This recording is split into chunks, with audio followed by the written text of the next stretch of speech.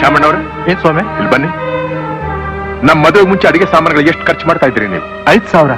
ಈಗ 5,500. 500 ಹೆಚ್ಚಿಗೆ ಯಾರು ಕೊಡ್ತಾ ಇರೋದು? ನೀವು. ಯಾಕೆ? ನೀವು ನಿಮ್ ತಾಯಿ ಊಟ ಮಾಡೋದು ಗೊತ್ತಾಯ್ತೆ ಆಶಾದೇವಿ ಇವ್ರೆ, ನಾನು ತಿಂತಾ ಇರೋ ಒಂದೊಂದಗಳು ನನ್ನ ಶ್ರಮದ ಸಂಪಾದನೆ. ನನಗ್ ಗೊತ್ತಿತ್ತು ಯಾವತ್ತಾದ್ರೂ ಒಂದು ದಿನ ಈ ನಿನ್ನ ಕುಲಿಗೆಟ್ಟ ನಾಲ್ಗೆಲಿ ಇಂಥ ಮಾತು ಬರುತ್ತೆ ಅಂತ. ಅದಕ್ಕೆ ನಾನು ಮದುವೆ ಆದ್ಮೇಲೂ ಉದ್ಯೋಗ ಮಾಡ್ತಾ ಇದ್ದೆ. ಮೊದಲನೇ ರಾತ್ರಿ ನೀ ಯಾರ್ದು ಮಾತು ಕೇಳಿದಾಗಲೇ ಜಾಡಿಸಿ ಒದ್ದು ನಿನ್ನ ಸಂಬಂಧನ ಕಿತ್ತು ಹೊರಟೋಗ್ಬೇಕು ಅಂತ ಮಾಡ್ಕೊಂಡಿದ್ದೆ. ನಾನು ಗಂಡು ಕಣೆ ಗಂಡು, 10 ಮದುವೆ ಮಾಡ್ಕೊಂಡ್ರೆ ಕೇಳವರಿಲ್ಲ. ಆದ್ರೂ ಬಾಯಿ ಮುಚ್ಕೊಂಡು ನಿನ್ ದುರಹಂಕಾರನ ಸಹಿಸ್ಕೊಂಡಿದ್ದೀನಿ. ಯಾತು ಗೊತ್ತಾ? ನಮ್ಮಮ್ಮನಿಗೋಸ್ಕರ. ಇದು ನಮ್ಮಮ್ಮ ಮಾಡಿದ ಮದುವೆ.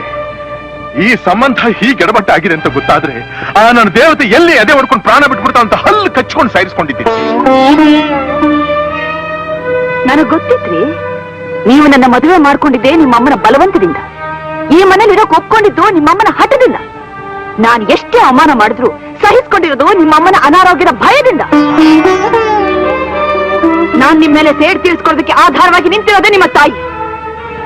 ಏನೇ ಮಾಡಿದ್ರು ನನ್ನ ದೃಷ್ಟಿಯಿಂದ ದೂರ ಹೋಗೋ ಹಾಗಿಲ್ಲ. ಕಣ್ಣೆದ್ರಿಗೆ ಬಿದ್ದಿರಬೇಕು, ಮಾಡಿದ ಅವಮಾನ ಮಾಡಿಸ್ಕೋಬೇಕು.